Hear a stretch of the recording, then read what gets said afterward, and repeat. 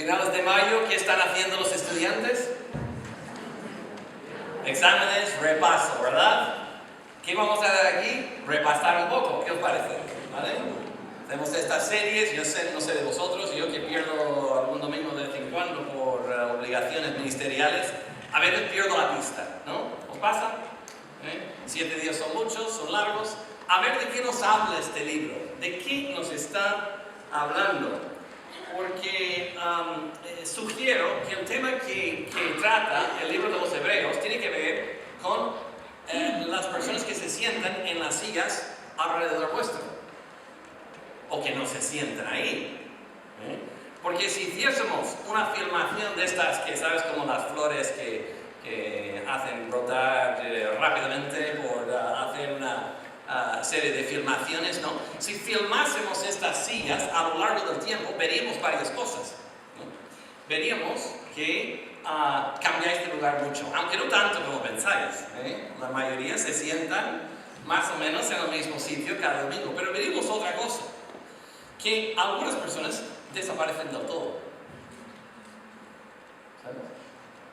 Se echan para atrás, se enfrían en su fe.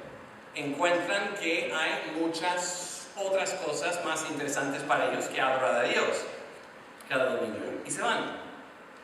Y el libro a los Hebreos está escrito a un grupo de personas que están en un momento difícil de su fe, ¿no? Son personas de origen judío que se habían convertido a la fe cristiana y llevaban cierto tiempo, suficiente tiempo como para saber que esta nueva fe encerraba dificultades.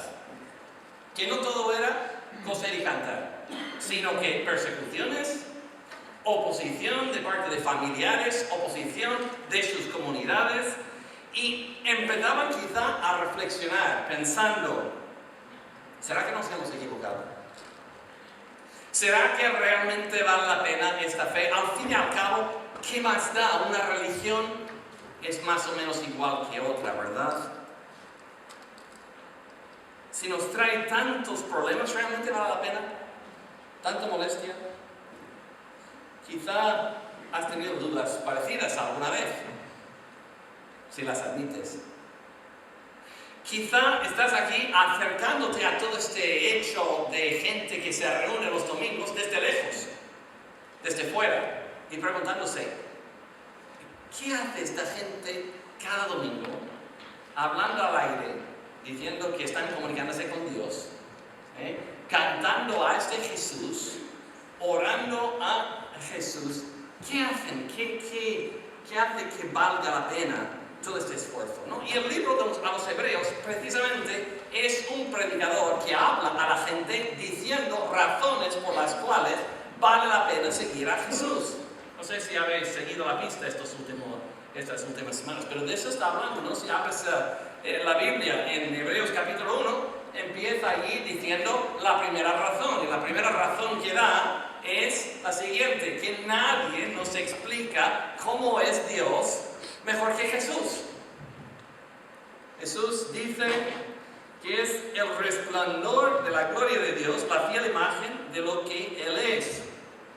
Sigue adelante, dice que ni espíritus, ni ángeles, ni fantasmas, ni todas esas cosas que están de moda hoy en día nos ponen en contacto con la realidad de Dios mejor que Jesús, que es la voz definitiva en estos temas. Y sigue adelante, capítulo 2, Javi estaba compartiendo aquí la idea básica: nadie nos entiende mejor que Jesús, porque no es un Dios que se quedó a lo lejos, sino que se acercó y increíblemente llegó a experimentar el proceso de crecimiento humano, diciendo que incluso en el versículo 10 dice algo increíble: en efecto, a fin de llevar a muchos hijos a la gloria, convenía que Dios, para quien y por medio de quien todo existe, perfeccionara mediante el sufrimiento al autor de la salvación de ellos. Es decir, que Jesús experimentó nuestro sufrimiento. Tan difícil es encontrar a cualquier otro ser humano dispuesto a sufrir, aunque fuese un poco, salir de su comodidad por nosotros. Y sin embargo, Jesús es quien está dispuesto a darlo todo por nosotros, a hacerse presente en nuestras vidas. Pero hoy vamos a hablar de otra razón, de otro tema. Y vamos a introducirlo con un videoclip. Este videoclip, tenéis que prestar atención. Cuenta la historia, es una canción en realidad de un grupo que se llama La Oreja de Van Gogh. Cuenta la historia de una chica que cada mañana coge el tren y en el tren ve a un chico que le cae muy bien, ¿no? Y se duda, se plantea si acercarse, si no, y entonces llegan a tener un encuentro en un día con una fecha muy especial. Prestar atención y escuchar la fecha que es, porque es muy significativo para el sentido del videoclip. ¿Vale? Vamos a ponerlo.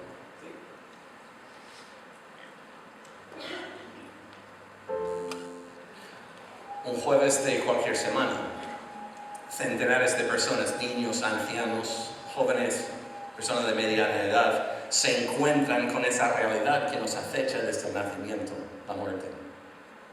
Un 11 de marzo, cuando llegan con el tren a Atocha.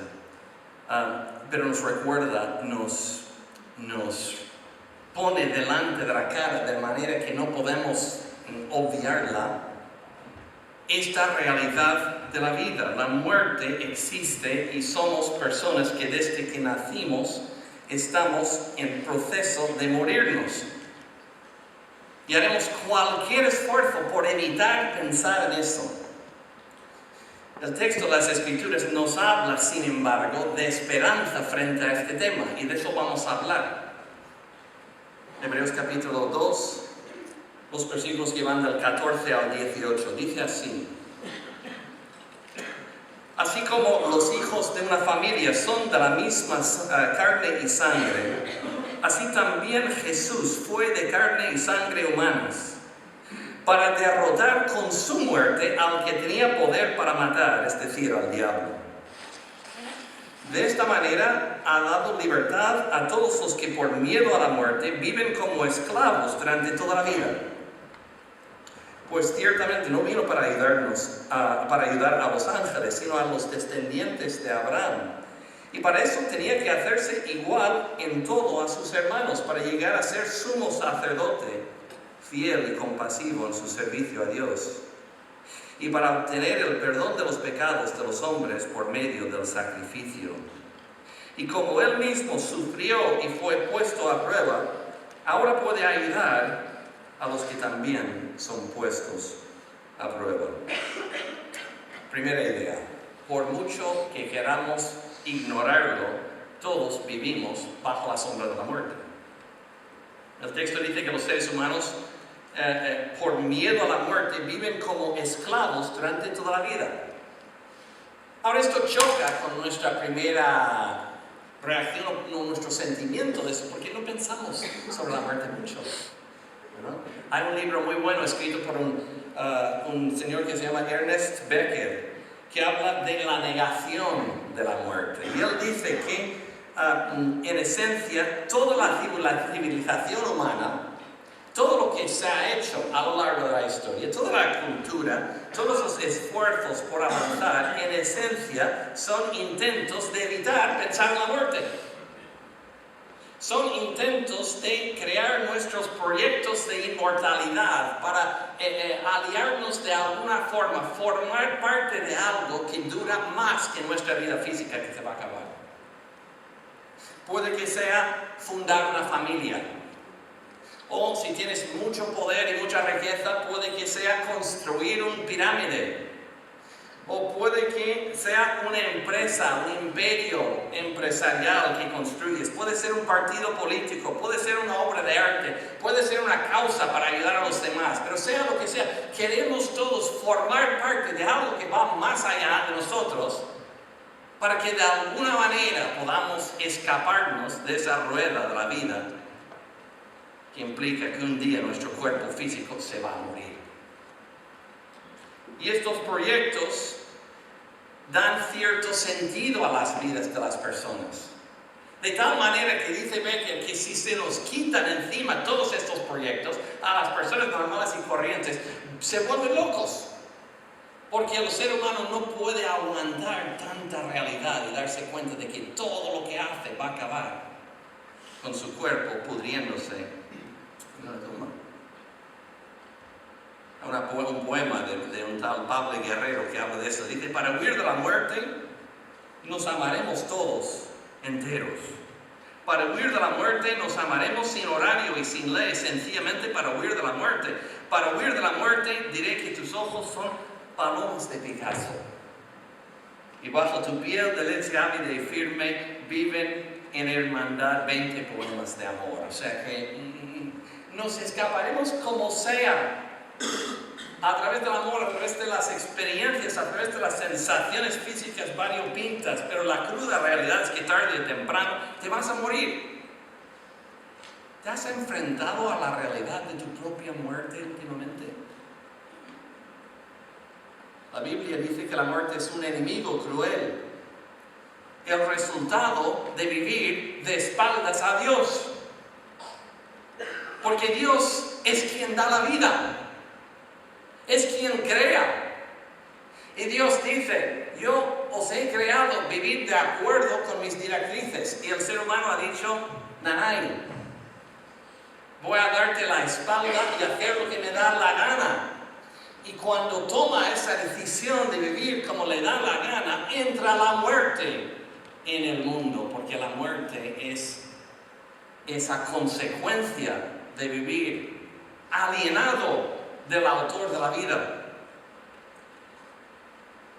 Es el enemigo que arrebata la vida de un niño por leucemia antes de que aprenda a jugar en el sol. Es el enemigo que quita la vida de un joven cuando está empezando a disfrutar de la vida. Es el enemigo que hace que un recién casado se muera en la playa en su viaje de novios.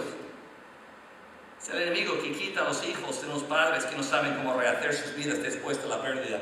Evitar pensar en este tema, distraerte constantemente con miles de ocupaciones, no cambia la dura realidad, te vas a morir.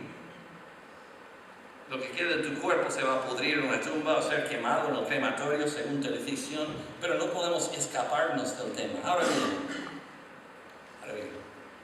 se enfrenta de diferentes maneras. Hoy en día, una filosofía la más corriente es decir que no somos nada más que moléculas y energía y una combinación rara que un día deja de existir, ¿verdad? Que la energía se va, se quedan las moléculas y las sustancias y se acabó. Si es la realidad frente a la muerte, nadie tendría temor, sino quizá cierta tristeza. Se acabó. Es curioso porque tememos la muerte. ¿Por qué tememos la muerte? Porque en el fondo somos conscientes de que somos pecadores.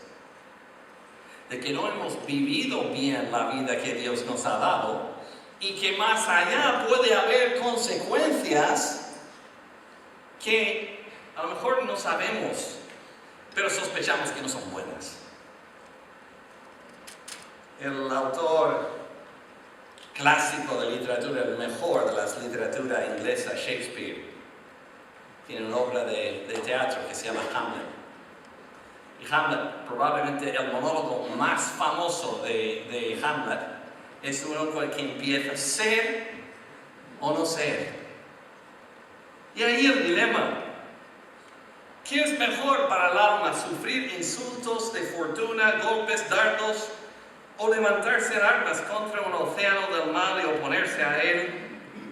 Y que así cesen. Morir, dormir.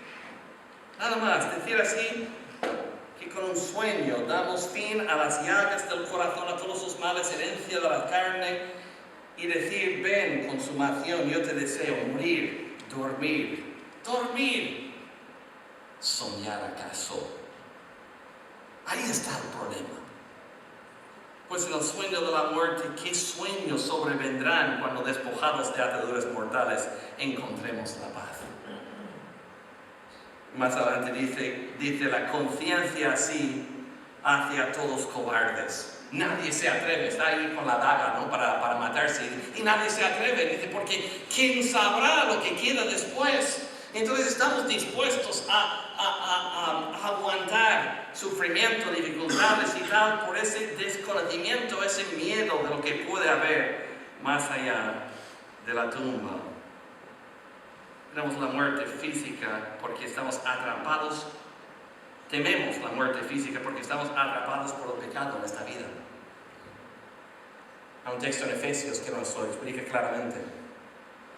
Dice así, en otro tiempo está hablando los Efesios, dice, estabais muertos en vuestras transgresiones y pecados, en los cuales andabais conforme a los poderes de este mundo, os conducíais según el que gobierna las tinieblas, según el Espíritu que ahora ejerce su poder en los que viven en la desobediencia. En ese tiempo también nosotros vivíamos como ellos, impulsados por nuestros deseos pecaminosos, siguiendo nuestra propia voluntad y nuestros propósitos.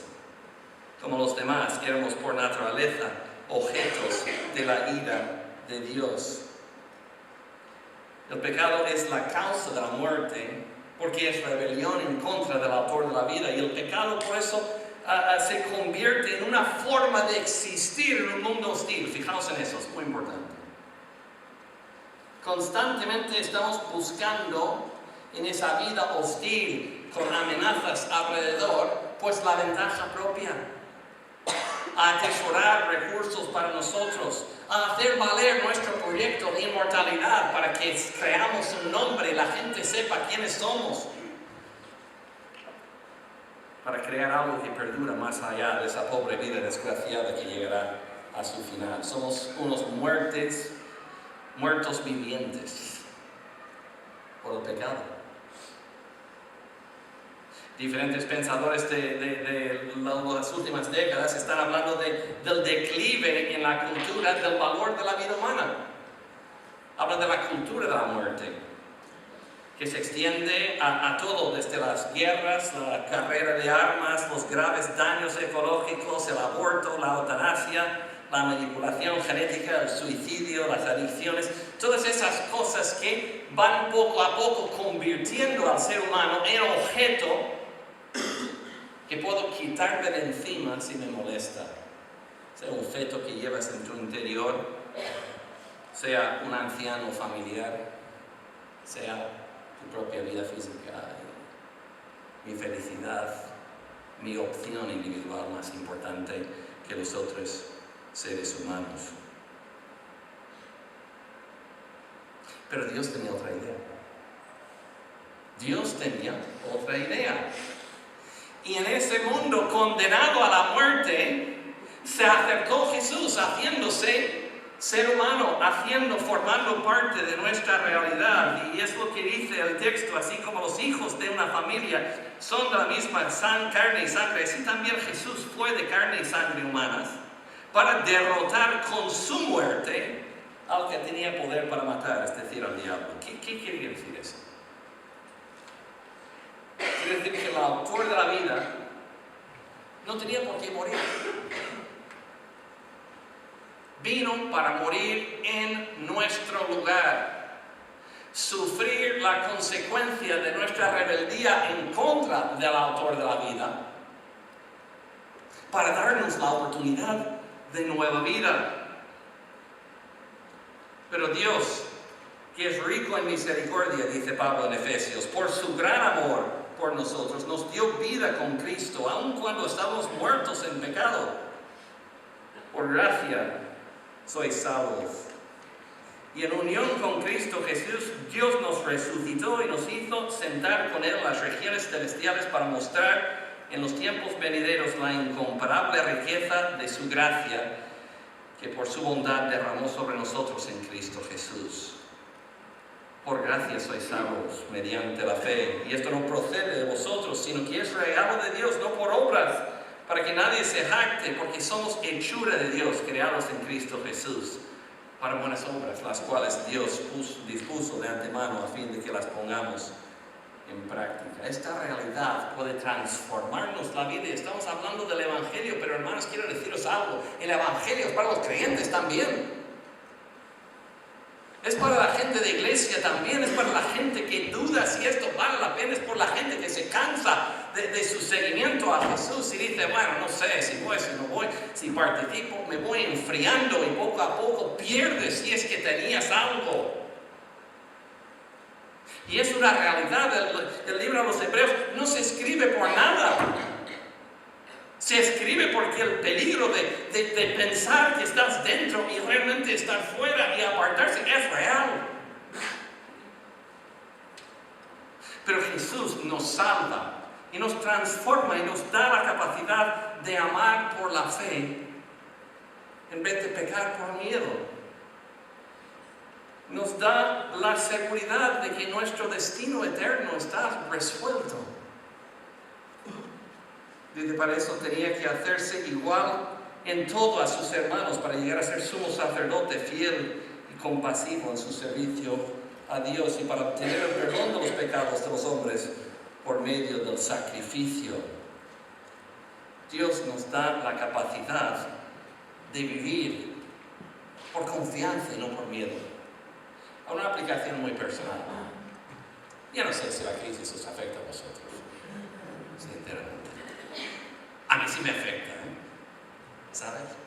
Y a veces pone en peligro proyectos que has trabajado durante muchos años. Pone en peligro tus objetivos y tus ideas. Y hay una tendencia, ¿qué hacemos cuando se escasean los recursos y el tiempo? ¿Qué hacemos? Pues, hijo, barremos para casa, ¿no? Vamos a proteger lo que tenemos, vamos a escatimar todo lo que sea.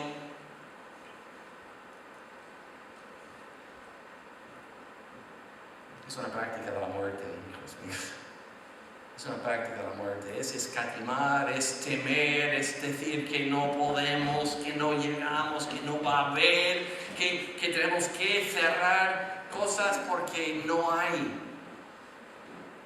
Pero Jesús nos da otra perspectiva, porque dice, yo soy la resurrección y la vida. Yo soy autor de todo bien. Y nos da la posibilidad de, por fe y confianza en Él, vivir de otra manera y amar abiertamente. De vivir con generosidad y con gozo, venga lo que venga de circunstancias exteriores. Y nos invita a seguirle en ese camino hacia, pues, un final que será con Él, de no temer a ese paso entre la vida aquí y la vida más allá con Él, directamente en la eternidad. ¿Estás viviendo esta realidad?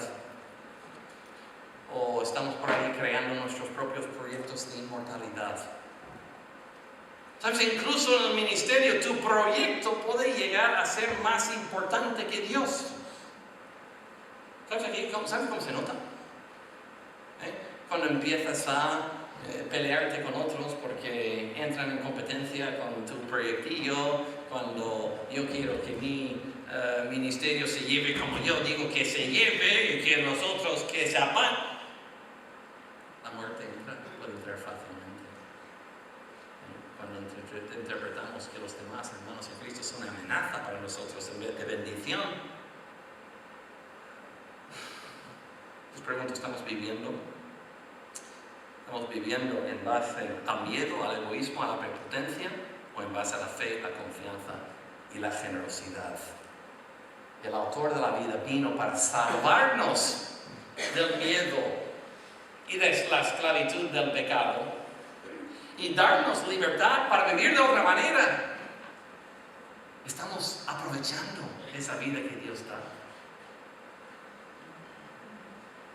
Y os pregunto también, quizá alguno aquí que nunca ha conocido la libertad del pecado, la libertad del temor a la muerte que Jesús ofrece. Déjame deciros algo, está disponible. Está disponible.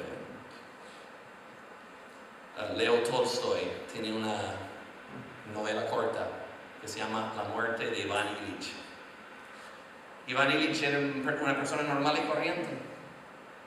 Vivía su vida, evitaba en lo posible cualquier situación de incomodidad. Tenía esposa, pero no la amaba realmente. Tenía hijos, pero no les satisfacía en muchos casos. Y un día, en un apartamento que estaba preparando en otra ciudad, se cae poniendo cortinas en las ventanas se cae, se hace daño en el costado y ese dolor no se va.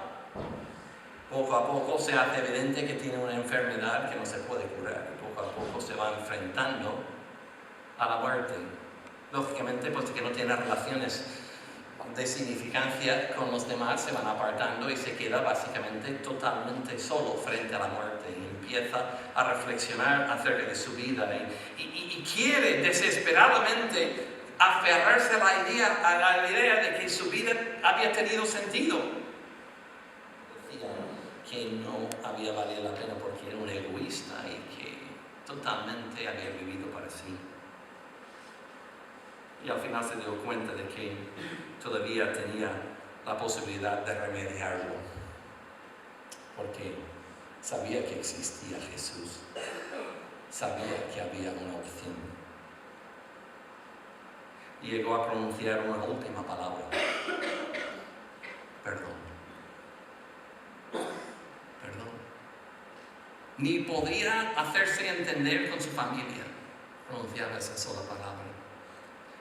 Y en ese momento final de su vida recibió el perdón que Dios ofrece y se murió en paz. En nuestro caso, tenemos que llegar al final de nuestra vida que bien, se murió en paz con Dios. Pero ¿y vivir en paz con Dios? ¿Y vivir la libertad que Dios nos da? Esa es la oportunidad que nos brinda esta mañana. Él está aquí. Nos invita a abrir nuestro corazón. Si no lo has hecho nunca, por primera vez. Si lo has hecho y ha dejado de tener sentido porque estás viviendo más en base a la muerte que en base a la vida, hoy sería un buen día para cambiar de chip. Y vamos a tener momentos simplemente para orar. Y pedirle a Dios que nos ayude. Señor Jesús, nos damos cuenta de que nuestra fe en ti está como una montaña rusa demasiadas veces. Y un día estamos entendiendo quién eres y lo que has hecho por nosotros, y otro día pues perdemos de vista totalmente el sentido de lo que tú eres. Oh Padre, ayúdanos a acercarnos a ti en este día, en esta mañana. Y Padre, para los que nunca quizá han abierto la puerta, Señor, hoy, que sea su día. Abre tu vida, Jesús. Dile que te perdone, que te dé esa nueva vida, que Él vino, se hizo hombre y sufrió y murió para conseguir. Pídele que te dé ese regalo gratuito de vida eterna. Y si ya has recibido ese don, pero no lo estás viviendo con plenitud, díselo. Señor Jesús, tú sabes que yo te necesito. Tú sabes que con frecuencia me olvido y me intento montar mis propios proyectos de inmortalidad. Perdóname, Señor. Y ayúdame a vivir en la libertad que tú has pagado con tu muerte en la cruz. En el nombre de Cristo Jesús.